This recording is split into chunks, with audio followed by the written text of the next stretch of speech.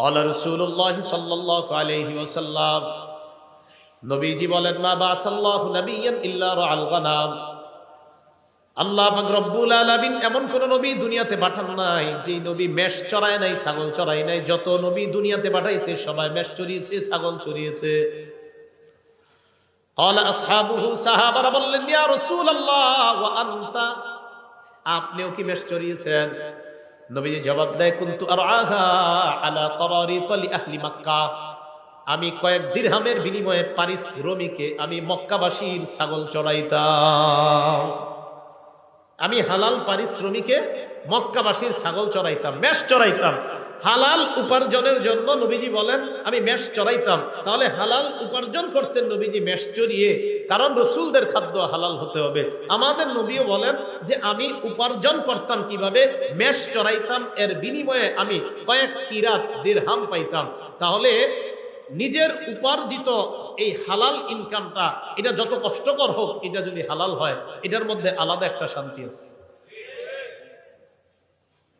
সহিহ বুখারী 2072 নম্বর হাদিসের বর্ণনা।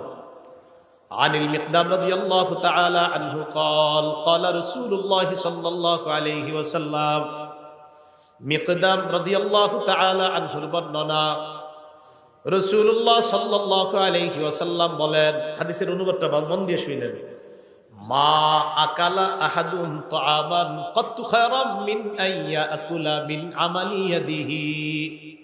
কোন মানুষ তার হাতের উপার্জিত হালাল খাদ্যের চাইতে উত্তম খাদ্য আর কখনো খায় না। কোন মানুষ নিজের হাতের, নিজের কষ্টের উপার্জিত হালাল খাদ্যের চাইতে দামি খাদ্য, পবিত্র খাদ্য, এত উত্তম খাদ্য আর মানুষ খায় না। মানুষের কষ্টের হালাল উপার্জিত খাদ্যটা এটা এতটা দামি।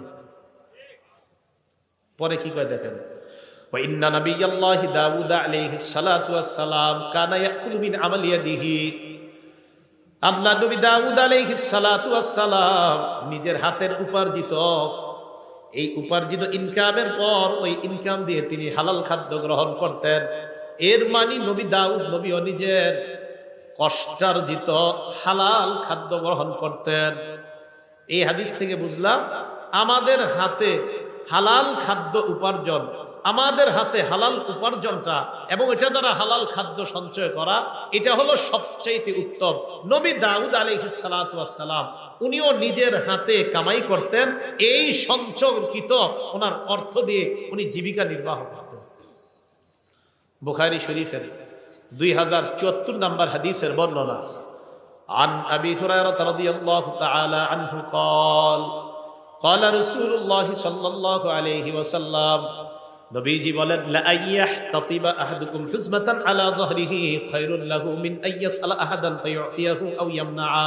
কি কয় দেখেন, নবীজি বলেন তোমাদের কোন ব্যক্তি কাঠের বোঝা পিঠের মধ্যে বহন করা ওই ব্যক্তির চাইতে উত্তম যে ব্যক্তি অন্য কারো কাছে ভিক্ষা চায়। কারো কাছে ভিক্ষা চায়, যার কাছে ভিক্ষা চায় সে দিতেও পারে, নাও দিতে পারে। আল্লাহ নবী কয় ভিক্ষা চাওয়ার চাইতে কাঠ বহন করে তুমি পিঠের উপর কাঠ বহন করবা, ওই কাঠ তুমি বিক্রি করে হালাল উপার্জন করবা। আমি নবীর কাছে ওই ভিক্ষার চাইতে এই পেশা অনেক বেশি দামি। সহিহ বুখারী 2075 নম্বর হাদিস। এই হাদিসের বর্ণনাকারী জুবাইর ইবনুল আওয়াম রাদিয়াল্লাহু তাআলা আনহু।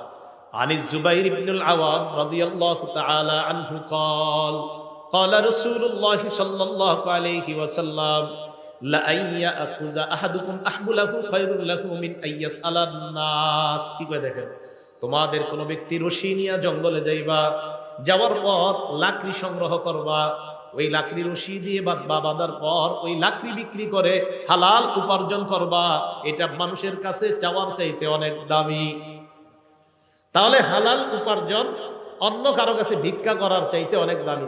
দুইটা হাত ভালো আছে, এই ভালো আছে, দুই হাত পা সব সুস্থ, আপনি ভিক্ষা করার চাইতে হাতে কোনো কাজ টাজ করে হালাল উপার্জন করা, এটা নবীজি দামি উপার্জন বললেন। আমার সাথে একটা বাংলা বলেন, বলেন ভালো মানুষের জন্য ভালো সম্পদ কতই না উত্তম। আবার বলেন ভালো মানুষের জন্য ভালো সম্পদ কতই না উত্তম। এবার একটা হাদিস শুনেন, আল আদাবুল মুফরাদিনে ইমাম বুখারীর লেখা 299 নম্বর হাদিস।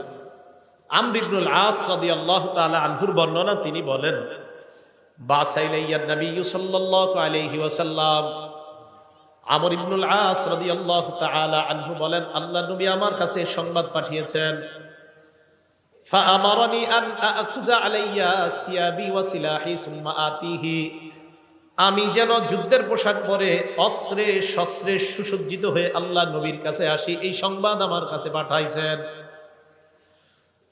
আমর ইবনুল আস বলেন, ফাফআলতু ফাআতাইতুহু ওয়া হুয়া ইয়াতাওয়াদ্দা, আমি যুদ্ধের পোশাক পরলাম, অস্ত্রে শস্ত্রে সজ্জিত হয়ে আল্লাহ নবীর কাছে গেলাম, গিয়ে দেখি আল্লাহ নবী ওযু করে। নবীজির কাছে যাওয়ার পর ফাসআদা ইলাইয়াল বাসার, নবী আমার দিকে এইভাবে মাথা উঠায়া ভালোভাবে তাকাইলেন, গভীরভাবে আমাকে দেখলেন। আবার বলছি, আমি নবীজির কাছে গেলাম, নবী ওযু করতেছে, আমি যাওয়ার পর নবী গভীরভাবে আমার দিকে তাকায় রয়েছে অনেকক্ষণ। সুম্মা তাআ, এরপর মাথা নিচে নামাইছে। এরপর আল্লাহ নবী আমাকে বলেন, ইয়া আমর, ইন্নী উরিদু আন আবআসাকা আলা জাইশিন ফায়ুগনিমুকাল্লাহ, আমি তোমাকে একটা সেনাবাহিনীর প্রধান বানিয়ে পাঠাইতে চাই। আমার আশা ওই বাহিনীর সাথে যাওয়ার পর যুদ্ধ করবা, আল্লাহ অনেক গনিমতের মালের মালিক তোমাকে বানাবেন। আমর ইবনুল আস এটা যখন শুনলেন, নবী বললেন, ওয়া ইন্নী আরগাবু লাকা মিনাল মালি সালিহা, আমার আশা তোমার যেন কিছু ভালো সম্পদ অর্জন হয়, এটা আমার আশা। আবার বুঝবেন, নবীজি বললেন, আমর, আমার আশা তোমার যেন কিছু ভালো মাল হয়, সম্পদ হয়, এটা আমার আশা, তাই তোমাকে আমি যুদ্ধে পাঠাইতেছি, এবং আমার আশা এই যুদ্ধে আল্লাহ তোমাকে অনেক নিয়ামত দান করবেন। আমর ইবনুল আস বললেন, ইয়া রাসূলুল্লাহ, মা আসলামতু রাগবাতান ফিল মাল, হুজুর আমি তো সম্পদ অর্জন করার জন্য ইসলাম গ্রহণ করি নাই। সুবহানাল্লাহ। ইন্নামা আসলামতু রাগবাতান ফিল ইসলাম, আমি ইসলাম গ্রহণ করেছি ইসলামের আকর্ষণে। ফাকুনু মা রাসূলিল্লাহি সাল্লাল্লাহু আলাইহি ওয়াসাল্লাম, আমার আশা আমি ইসলাম গ্রহণ করার পর আল্লাহ নবীর সাথে থাকতে পারবো, এই আশায় আমি মুসলমান হইলাম। নবীজি বললেন, আমর, নি'মাল মালুস সালিহু লিল মারইস সালিহি, ভালো মানুষের জন্য ভালো সম্পদ কতই না উত্তম। সুবহানাল্লাহ। তুমি একজন ভালো মানুষ, তোমার জন্য ভালো সম্পদ হওয়া, এই ভালো মানুষের জন্য ভালো সম্পদ হওয়া কতই না উত্তম। তাহলে এটা আমার কথা না, এটা নবীজির কথা। ভালো মানুষের জন্য ভালো সম্পদ, এটা কতই না উত্তম। তুমি একটা ভালো মানুষ, তোমার জন্য ভালো সম্পদ হওয়া, এটা অনেক উত্তম, এটা অনেক নেয়ামতের। তাই আমি চাই কিছু হালাল সম্পদ, কিছু হালাল মাল তোমার হয়ে যাক। ভালো মানুষের হালাল মাল হওয়া এটা দোষণীয় না, বরং ভালো মানুষের ভালো সম্পদ হওয়া এটা কতই না উত্তম, এটা আল্লাহর পক্ষ থেকে তার জন্য নিয়ামত। আল্লাহ আমাদের সকলকে হালাল উপার্জন করার তৌফিক দান করেন। এবার আসেন হালাল হারামের ব্যাপারে কিছু কথা। হালাল উপার্জন বা হালাল খাদ্য খাওয়ার জন্য আল্লাহ আদেশ করেছেন। কে আদেশ করেছেন? এটা সব মানুষদেরকে আদেশ করেছেন। সূরা বাকারা 168 নম্বর আয়াতে আল্লাহ বলেন, ইয়া আইয়ুহান নাস কুলু মিম্মা ফিল আরদি হালালান তাইয়্যিবা, হে মানুষ, পৃথিবীর মধ্যে যা হালাল পবিত্রতা তোমরা খাও। এই আয়াত নাযিল হওয়ার পর সাদ ইবনে আবি ওয়াক্কাস রাদিয়াল্লাহু তাআলা আনহু আল্লাহ নবীকে বললেন, উদউল্লাহ লি আইয়াজআলানি মুস্তাজাবাদ দাওয়া, ইয়া রাসূলুল্লাহ, আল্লাহর কাছে দোয়া করেন আল্লাহ যেন আমাকে মুস্তাজাবুদ দাওয়া বানায় দেয়। বলেন মুস্তাজাবুদ দাওয়া, বলেন। মুস্তাজাবুদ দাওয়া মানে দোয়া করার সাথে সাথেই কবুল হয়ে যাবে। নবীজিকে বললাম, হুজুর আপনি আমার জন্য দোয়া করেন যেন আমি দোয়া করার সাথে সাথেই আমার দোয়া কবুল হয়ে যায়, আল্লাহ যেন আমারে এমন বানায় দেয়। তো এদেরকে বলা হয় মুস্তাজাবুদ দাওয়া। বলেন কি বলা হয়? নবীজি বললেন, ইয়া সাআদ আতিব মাতআমাক তাকুন মুস্তাজাবাদ দাওয়া, সাআদ হালালটা পবিত্র করো, সাআদ খাবারটা পবিত্র করো, সাআদ খাবারটা পবিত্র করো, সাআদ হালাল খাদ্য খাও, তাকুন মুস্তাজাবাদ দাওয়া, পেটে হালাল ঢুকাও, তুমি মুস্তাজাবুদ দাওয়া হয়ে যাবা। পেটে যদি হালাল খাবার যায়, আল্লাহর কাছে যা বলবা আল্লাহ তাই কবুল করবেন। হালাল খাও, হালাল খাও, মুস্তাজাবুদ দাওয়া হয়ে যাবে। তাহলে বলেন দোয়া কবুলের জন্য শর্ত কি? খাওয়া হালাল, ভিতরে হালাল, হালাল ঢুকাইতে হয়। সূরা নাহল 114 নম্বর আয়াত আল্লাহ বলেন, ফাকুলু মিম্মা রাযাকাকুমুল্লাহু হালালান তাইয়্যিবা। আল্লাহ যে রিজিক তোমাদেরকে দিয়েছেন তা থেকে পবিত্র হালাল যে রিজিক তা তোমরা গ্রহণ করো। ওয়াশকুরু নি'মাতাল্লাহ, এবং আল্লাহর নিয়ামতের শুকরিয়া আদায় করো। বলেন আমার সাথে, হালাল খাবো, বলেন আর আলহামদুলিল্লাহ বললেন। হালাল খাবো, শুকরিয়া আদায় করলেন। তো আল্লাহ বলেন তোমরা হালাল খাও আর শুকরিয়া আদায় করো, হালাল খাও, শুকরিয়া আদায় করো। আর হালালকে যত শুকরিয়া আদায় করবেন তত আপনার নেয়ামত আল্লাহ পাক রব্বুল আলামিন বাড়িয়ে দিবেন। হালাল খাদ্যের জন্য আল্লাহর কাছে দোয়া করবেন। তিরমিজি শরীফের 2361 নম্বর হাদিসের বর্ণনা, ক্বালা রাসূলুল্লাহ সাল্লাল্লাহু আলাইহি ওয়াসাল্লাম, নবীজি বলেন, আল্লাহুম্মা জাআল রিজকা আলি মুহাম্মাদিন কুতা। নবীজি আল্লাহর কাছে দোয়া করতেন, আল্লাহ মুহাম্মদ সাল্লাল্লাহু আলাইহি ওয়াসাল্লামের পরিবারের জন্য জীবন ধারণের উপযোগী হালাল খাদ্যের ব্যবস্থা করে দেন। সুখী মানুষের তিনটা অবস্থা নবী বলছেন। একজন মানুষের মাঝে 3 গুণ পাওয়া গেলেই সে সুখী। বলেন কয় গুণ? 3টা গুণ যদি আগামীকাল সকালে আপনার মাঝে পাওয়া যায় তাহলে বুঝবেন আগামীকাল আপনি সুখী। কয় গুণ? হ্যাঁ, কালকে পাওয়া গেলে কালকেই সুখী। দলিল তিরমিজি শরীফের 2346 নম্বর হাদিসের বর্ণনা, 2346।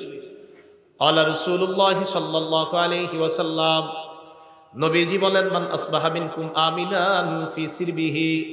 তোমাদের মধ্যে কোনো মানুষ যদি সকাল অবস্থা হয় এমন অবস্থায় তার পরিবার নিয়ে সে নিরাপদে আছে। 1 নাম্বার, তোমাদের মধ্যে যদি কারো সকাল এমন অবস্থায় হয় সে পরিবারের মধ্যে নিরাপদ, পরিবার সহ পুরা নিরাপদে আছে। 1। 2 নাম্বার, মুআফান ফি জাসাদিহি, শরীরটা সুস্থ আছে। 3 নাম্বার, ইনদাহু কুতু ইয়াউমিহি, তার কাছে একদিনের খাদ্য আছে। বলেন তো, 1 নাম্বার পরিবার নিয়ে সুখে আছে, 2 নাম্বার সুস্থ আছে, 3 নাম্বার কয়দিনের খাবার? নবীজি বলেন, কান্নামা হিজাত লাহুদ দুনিয়া, এই ব্যক্তির জন্য কেমন যেন পুরা দুনিয়ার সব কল্যাণ জমা করা হয়েছে। এই জন্য হালাল খাবেন আর দোয়া করবেন, হালাল খাবেন আর দোয়া করবেন। আরেকটা, হালাল খাবেন আর শুকরিয়া আদায় করবেন। আর আল্লাহ তো বলছে শুকরিয়া আদায় করবা, আমি আল্লাহ নিয়ামত আরো বৃদ্ধি করে দিব। আল্লাহ আমাদেরকে হালাল খাদ্য খাওয়ার তৌফিক দান করেন। সূরা তাহা 81 নম্বর আয়াতে আল্লাহ বলেন, কুলু মিন তাইয়্যিবাতি মা রাযাকনাকুম, আমি তোমাদেরকে যে খাদ্য দিয়েছি তার মধ্যে পবিত্র যেটা, এটা তোমরা খাও, পবিত্র খাদ্য তোমরা খাও। সূরা ইউনূসের 59 নম্বর আয়াতে আল্লাহ বলেন, কুল আরাআইতুম মা আনজালাল্লাহু লাকুম মিন রিজকিন ফাজআলতুম মিনহু হারামান ওয়া হালালা। নবী আপনি বলেন, তোমরা কি ভেবে দেখেছো আল্লাহ তোমাদের জন্য যে রিজিক নাজিল করছেন ওই রিজিকের কিছু অংশ তোমরা হালাল বানাও আর কিছু অংশ তোমরা হারাম করছো।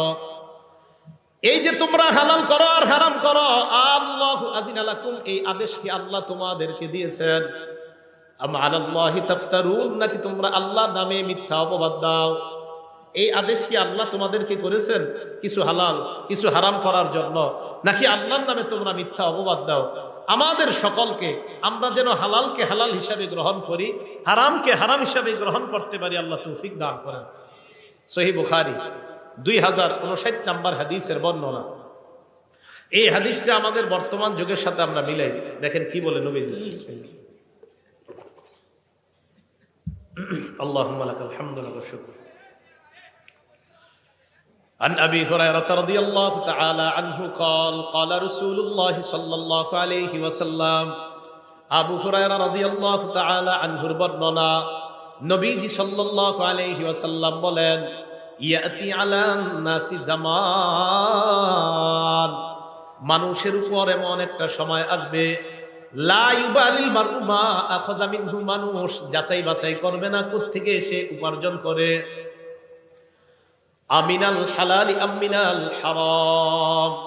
নবীজি বলেন এমন একটা সময় আসবে যে সময় মানুষ পরোয়া করবে না, হালাল কামাই করলো না হারাম কামাই করলো পরোয়া করবে না, পকেটে আসলেই হয়, হালাল হোক আর হারাম হোক এটা পরোয়া করবে না। এই যুগ নবী বলছে আসবে। আপনারা বলেন এটা কি আসবে? তাখরিজু শরহি সুন্নাহ একটা কিতাব। এই কিতাবের 4113 নম্বর বর্ণনা।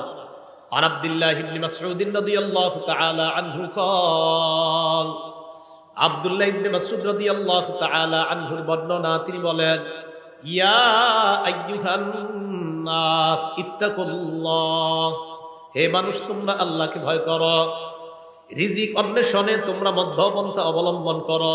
এবার যেটা বলবো অনুবাদটা মন দিয়ে শুনেন, কি কয় দেখেন। লা ইয়াহমিলান্নাকুম ইস্তিবতাউর রিজকি আন তাতলুবুহু বিমাআসিল্লাহ। হালাল পথে রিজিক তালাশ করতে গিয়ে রিজিক আসতে যদি বিলম্ব হয়, আবার বলছি, হালাল পথে রিজিক তালাশ করতে গিয়ে প্রচুর রিজিক আসতে যদি বিলম্ব হয়, রিজিক তালাশ করতেছেন, রিজিক আপনার কাছে আস্তে আস্তে আসতেছে, তো রিজিক তালাশ করতে গিয়ে রিজিক যদি আসতে বিলম্ব হয়, আব্দুল্লাহ ইবনে মাসউদ বলেন, এই রিজিক আসতে বিলম্ব হইলে তোমরা তাড়াতাড়ি রিজিক উপার্জনের জন্য কোন নাফরমানির পথ বাইছে নিবা না। আবার দেখেন কি কয়, লা ইয়াহমিলান্নাকুম ইস্তিবতাউর রিজকি, হালাল পথে রিজিক আসার বিলম্ব হওয়াটা, কি কয় দেখেন, হালাল পথে রিজিক আসার বিলম্ব হওয়াটা, লা ইয়াহমিলান্নাকুম, তোমাদেরকে যেন উদ্বুদ্ধ না করে, আন তাতলুবুহু বিমাআসিল্লাহ, হালাল পথে রিজিক আসা বিলম্ব হওয়াটা তোমাদেরকে যেন হারাম পথে দ্রুত রিজিক কামায়ের প্রতি উদ্বুদ্ধ না করে। দোস্তে বলবে, কি রে কি করস, টাকা পয়সা নাই এত, আর বলিস না, ক্ষেত খামার করি কোনো মতে আসে আর কি। আরে আমি কিছু সিস্টেম শিখাই আস, নিয়ে গেছে বাজারে, বাজারে গিয়ে কিছু কিছু সিস্টেম শিখাই দিছে যে এই সিস্টেমে তাড়াতাড়ি ধনী হওয়া যায়। ওলামায়ে কেরামের কাছে জিজ্ঞাসা করছে, হুজুর আমাকে এরকম সিস্টেম দিছে, আলেমরা বলছে এটা তো হারাম সিস্টেম, এটা তো সুদি সিস্টেম। কয় না, এখানে তো ইসলামের নামাজ। কিসের নামাজ? কয় এবং ওই অফিসের মধ্যে এটাও লেখা, পিছনে সূরা বাকারার 275 নম্বর আয়াতও লেখা আছে, আহাল্লাল্লাহুল বাই'a ওয়া হাররামার রিবা, আল্লাহ ব্যবসা হালাল করেছেন, সুদকে হারাম করেছেন। এটা তো পিছনেও লেখা আছে, এরপরে ওই অফিস কিভাবে হারাম কাজ করে? ইসলামের লেভেল, কোরআনের আয়াত আর হাদিস পিছনে লাগায়া সুদের কারবার যদি কেউ করে, এটা কিয়ামত পর্যন্ত হালাল হবে না, হারাম, এটা হারামই থাকবে। তাহলে লেভেল লাগাইলে হারাম হালাল হয়ে যায় না। কি কথা বুঝে আসছে? আচ্ছা, তিরমিজি শরীফের 2376 নম্বর হাদিসের বর্ণনা, হাদিসটা মন দিয়ে শুনেন। দুটি ক্ষুধার্ত নেকড়ে বাঘ একটি বকরির পালের মধ্যে পাঠায়া দিছেন, অনেকগুলা বকরির পালের মধ্যে দুটি ক্ষুধার্ত বাঘ পাঠায়া দিছেন। বকরি থাকবে না সব শেষ হবে? ক্বালা রাসূলুল্লাহ সাল্লাল্লাহু আলাইহি ওয়াসাল্লাম, নবীজি বলেন, মা জিবান জাইআন উরসিলা ফি গানামিন বিআফসাদালাহা মিন হিরসিল মারই আলাল মালি ওয়াশ-শারাফি লিদীনিহি। নবীজি বলেন, ক্ষুধার্ত দুইটা বাঘ বকরির পালের মধ্যে পাঠানোর পর এই ক্ষুধার্ত বাঘ বকরিগুলোর জন্য যতটা ক্ষতিকারক, এর চাইতে কোনো মানুষ সম্পদের লোভ আর মর্যাদার লোভ যদি করে, ওই মানুষের জন্য তার দিনের জন্য এর চাইতে বেশি ক্ষতিকারক। আবার বলছি, সম্পদের লোভ, মর্যাদার লোভ, দুইটা ক্ষুধার্ত নেকড়ে বাঘ বকরির পালের জন্য যতটা না ক্ষতিকারক, নবীজি বলেন সম্পদের লোভ আর মর্যাদার লোভ একটা মানুষের ধর্মের জন্য এর চাইতে বেশি ক্ষতিকারক। কেন? যে আমার সম্পদ দরকার, কি আমার 10 কোটি টাকা লাগবে, এটা হালাল পথে হোক আর হারাম পথে হোক সমস্যা নাই, লাগবে 10 কোটি। বলেন এটা কি তার ধর্ম ঠিক থাকলো না ক্ষতি হয়ে গেল? আবার মর্যাদা, ওই চেয়ারে আমাকে বসতে হবে, কিভাবে বসবো আমি জানি না, বসতেই হবে। বলেন এখন যদি অনৈতিক কোনো পথ বেছে নেয়, এটা কি তার মর্যাদা, তার ধর্মের জন্য এটা কি ঠিক থাকলো না ক্ষতিকারক হয়ে গেল? তাহলে মর্যাদা এবং সম্পদের লোভ, এই দুই লোভ মানুষের ধর্মের জন্য এতটা ক্ষতিকারক, যতটা না ক্ষতিকারক ক্ষুধার্ত নেকড়ে বাঘ বকরির জন্য এর চাইতে বেশি ক্ষতিকারক মানুষ সম্পদের লোভ অনৈতিক পন্থায় করা, আর মর্যাদার লোভ অনৈতিক পন্থায় করলে তার চাইতে বেশি ক্ষতিকারক হয়। তিরমিজি শরীফ 2416 নম্বর হাদিসের বর্ণনা। ক্বালা রাসূলুল্লাহ সাল্লাল্লাহু আলাইহি ওয়াসাল্লাম, নবীজি বলেন, লা তাজুলু কদামা ইবনি আদম হাত্তা ইউসআলা আন খামস, বনি আদমের পা, দুই পা নড়বে না কিয়ামতের ময়দানে 5 প্রশ্ন করার আগ পর্যন্ত। বলেন কয় প্রশ্ন? 1 নাম্বার আন উমরিহি ফিমা আফনা, জীবন কোন কাজে কাটাইছেন। 2 নাম্বার আন শাবাবিহি ফিমা আবলা, যৌবন কোথায় নষ্ট করছেন। রাত 12টার পর দরজা লাগিয়ে মোবাইলটা সামনে নিয়ে যৌবন কি নষ্ট করেছেন কিনা, কিয়ামতের মাঠে এটার হিসাব দিতে হবে। 3 নাম্বার ওয়ান মালিহি মিন আইনা ইকতাসাবা, এটা বুঝেন, সম্পদ কোন পথে কামাই করেছেন, হালাল পথে কিনা। 4 নাম্বার ওয়াফিমা আনফাকা, কোথায় ব্যয় করেছেন, হালাল পথে কিনা, এই জায়গাটা একটু বুঝতে হবে। 3 নাম্বার সম্পদ হালাল পথে কামাই করেছেন কিনা। 4 নাম্বার হালাল পথে ব্যয় করেছেন কিনা। অনেকে মাশাআল্লাহ সম্পদ হালাল পথেই কামাই করার পর এটা দিয়ে 58 ইঞ্চি একটা টেলিভিশন কিনে, তাহলে হালালটা লাগলো কোথায়? হারামে। তাহলে হালাল পন্থায় টাকা কামাইলেন আপনি, কামাই করার পর আপনি এবার এই হালাল টাকা দিয়া বিশাল বড় একটা স্ক্রিনের ব্যবস্থা করলেন সিনেমা দেখার জন্য, তাহলে টাকা কোথায় লাগাইলেন? এটার জবাব দিতে করতে হবে। তো 3 নাম্বার হালাল পথে কামাইছেন কিনা, 4 নাম্বার হালাল পথে ব্যয় করেছেন কিনা, 5 নাম্বার ওয়ান ইলমিহি ফিমা বিমা যা আমিলা ফিমা আলিমা, আপনি যা জানলেন সেই অনুযায়ী আমল করেছেন কিনা, এটা কিয়ামতের মাঠে জিজ্ঞাসা করা হবে। এই জায়গাটা একটু বুঝেন। একটু আগে আমি হালাল হারামের ওয়াজ করছি না, জোরে বলেন। সুদ কি? হালাল পন্থায় টাকা কামাই করে হারাম পথে ব্যয় করা, এটা কি জায়েজ না নাজায়েজ? এই যে আমার থেকে বিষয়টা জানলেন, একটা বিদ্যা জানলেন কিনা, জানার পরে যদি আপনি ঠিকমতো আমল না করেন কিয়ামতের মাঠে এটা জবাবদিহিতা করতে হবে। 5 নাম্বার প্রশ্ন, তুমি যা জানলা ওই জানা অনুযায়ী আমল করছো কিনা। এই যে এতক্ষণ পর্যন্ত আপনি জানলেন হালাল কোনটা হারাম কোনটা, এখন আমার থেকে যে জানলেন তার মানে একটা বিদ্যা জেনে ফেললেন, এই বিদ্যা অনুযায়ী সঠিকভাবে আমল করছেন কিনা এটা কিয়ামতের মাঠে আপনাকে জিজ্ঞাসিত হতে হবে। সুদ কি জানছেন নি? জোরে বলেন, সুদ কি? এটা কি জানছেন? তো খবর আছে। আল্লাহ বুঝার তৌফিক দান করেন। এখন আপনি সঠিক পথে চলার জন্য কি দরকার? আপনি যার সাথে চলাফেরা করবেন এই মানুষটা ভালো হতে হবে। বুঝেন নাই? যার সাথে চলবেন তিনি কি হতে হবে? তিরমিজি শরীফ 1378 নাম্বার হাদিস, ক্বালা রাসূলুল্লাহ সাল্লাল্লাহু আলাইহি ওয়াসাল্লাম, নবীজি বলেন, আর রাজুলু আলা দীনি খালিলিহি ফালয়ানজুর আহাদুকুম মাইয়ু খালিল। নবীজি বলেন, মানুষ তার বন্ধুর রীতিনীতির অনুসারী হয়। তোমাদের প্রত্যেকে যেন চিন্তা করে কাকে বন্ধু বানাও।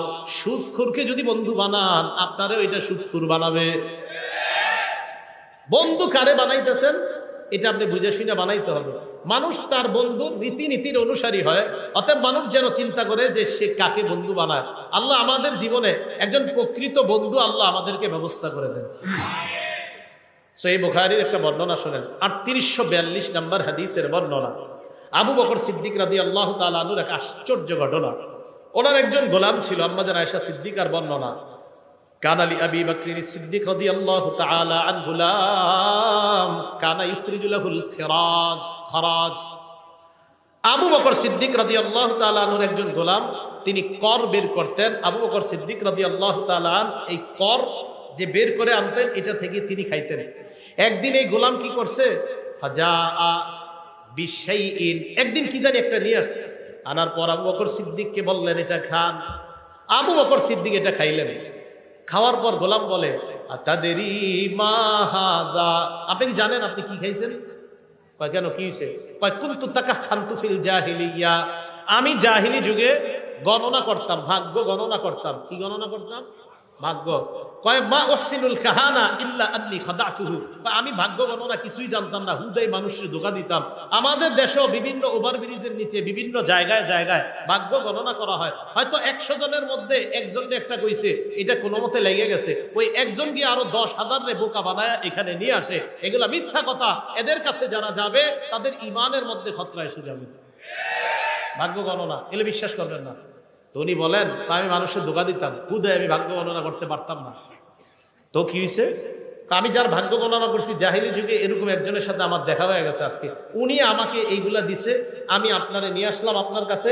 ওই ভাগ্য গণনার যে পারিশ্রমিক, এই পারিশ্রমিক আপনার কাছে আনছি, এটাই আপনি খাইছেন। আবু বকর সিদ্দিক কয় সর্বনাশ। ফাআদখালা ইয়াদাহু, মুখে হাত ঢুকাইছে। ফাকাআ কুল্লা শাইইন ফি বাতনিহি, পেটে যা ছিল মুখে হাত ঢুকায়া সব বমি করে ফেলায় দিছে। সব বমি করে কি করছে? ফালায়া দিছে। তাহলে কি বোঝা গেল? হারাম ওনার পেটে ঢুকবে আবু বকর সিদ্দিক রাদিয়াল্লাহু তাআলা আনহু, এটা উনি সহ্য করলেন না, এটা উনি বরদাস্ত করলেন না। এই জন্য আমার আপনার চ্যালেঞ্জিং হলো হালাল গ্রহণ করা, হারাম থেকে বেঁচে থাকা। বলেন কি গ্রহণ করা? হালাল গ্রহণ করা, হারাম থেকে বেঁচে থাকা। তাহলে আমরা হারাম থেকে বেঁচে থাকবো তো ইনশাআল্লাহ, হালাল খাদ্য গ্রহণ করবো তো ইনশাআল্লাহ। আজকে থেকে আমরা সুদী ভয়ঙ্কর, বর্তমানের সবচেয়ে ভয়ঙ্কর একটা অপরাধের নাম হলো হারাম খাওয়া। এই হারাম খাওয়ার মধ্যে একটা হারাম হলো সুদ খাওয়া। বলেন কি খাওয়া? আল আদাবুল মুফরাদের ৮ নম্বর হাদিস, একজন ব্যক্তি, বিখ্যাত ব্যক্তি তাবি, তার নাম কয়সালা ইবনে মাইয়াস। মনে থাকবেন, আমরা কয়সালা একটু মনে রাখলে চলবে, ইবনে মাইয়াস আর মনে রাখা দরকার নাই। কয়সালা ইবনে মাইয়াস তিনি বলেন, কুনতু মান নাজদাত, আমি যুদ্ধ বিগ্রহে থাকতাম। ওয়াকাদ আসাবতু যুনুবান লা আরাহা ইল্লা বিনাল কাবাইর, আমি কিছু গুনাহ করছি, এই গুনাহগুলো আমার কাছে কবিরা গুনাহ মনে হয়েছে। ফাযাকারতু যালিকা লি ইবনে ওমর, আমি এই গুনাহগুলো আব্দুল্লাহ ইবনে ওমরকে জানাইছি। আব্দুল্লাহ ইবনে ওমর জানার পর বললেন, কি কি গুনাহ করছো বলো। তো আমি বললাম কাজা ওয়া কাজা, ওই গুনাহ। ইবনে ওমর বললেন, লাইসাত হাযিহি মিনাল কাবাইর, তুমি যে গুনাহের কথা বলছো এগুলা কবিরা গুনাহ না। প্রধানত প্রধান কবিরা গুনাহ অনেকগুলা, এর মধ্যে উল্লেখযোগ্য প্রধান কবিরা গুনাহ 9টা। বলেন কয়টা? এটা ইবনে ওমরের বক্তব্য রাদিয়াল্লাহু তাআলা। তিনি বলেন, 1 নাম্বার শিরকু বিল্লাহ, আল্লাহর সাথে শিরিক করা। 2 নাম্বার ওয়াকাতলু নাসামা, নর হত্যা করা, মানুষ হত্যা করা। 3 নাম্বার ওয়াকসফুল মুহসানা, সতী সাদী কোনো নারীর উপর মিথ্যা অপবাদ দেওয়া। 4 নাম্বার ওয়াকলুর রিবা, সুদ খাওয়া। 5 নাম্বার ওয়াকলু মালিল ইয়াতীম, এতিমের সম্পদ অন্যায়ভাবে ভক্ষণ করা। কি করা বলেন তো? এতিমের সম্পদ অন্যায়ভাবে ভক্ষণ করা। 6 নাম্বার ওয়াল ফিরারু মিনাজ জাহফি, জিহাদের ময়দান থেকে পলায়ন করা। 7 নাম্বার ওয়া ইলহাদুন ফিল মসজিদি, মসজিদের মধ্যে ধর্মদ্রোহী কাজ করা। 8 নাম্বার আল্লাযী ইস্তাসখিরু, ধর্ম নিয়ে উপহাস করা। 9 নাম্বার ওয়া বুকাউল ওয়ালিদাইনি মিনাল উকুক, আপনার নাফরমানির কারণে পিতামাতার চোখ দিয়ে পানি আসা, এটাও ভয়ঙ্কর 9 অপরাধের অন্তর্ভুক্ত। আপনি খারাপ আচরণের কারণে পিতা মাতার চোখ দিয়ে পানি আসা। এই 9টার মধ্যে আকলু রিবা, দেখেন সুদ খাওয়া আছে। বলেন সুদ খাওয়া আছে? তাহলে সুদের কথাটা এইখানে আনলেন। সহিহ বুখারী 766 নাম্বার হাদিস, সেখানে রাসূল সাল্লাল্লাহু আলাইহি সাল্লাম বললেন, ইজতানিবুস সাবআল মুবিকাত, 7টি ধ্বংসাত্মক অপরাধ থেকে বাঁচো। এর মধ্যে রাসূল সাল্লাল্লাহু আলাইহি সাল্লাম 4 নম্বরে সিরিয়ালে আকলু রিবা, সুদ খাওয়ার কথা বলেছেন। কি খাওয়া বলেন তো? সুদ খাওয়া। তাহলে সুদ এটা ভয়ঙ্কর অপরাধ, এটা হারাম খাদ্যের মধ্যে একটা ভয়ঙ্কর হারাম হলো সুদ খাওয়া। আল্লাহ আমাদের এই পুরা সমাজকে সুদ মুক্ত একটা সমাজ যেন সবাই মিলেমিশে আমরা সবাই গঠন করতে পারি, আল্লাহ তৌফিক দান করেন।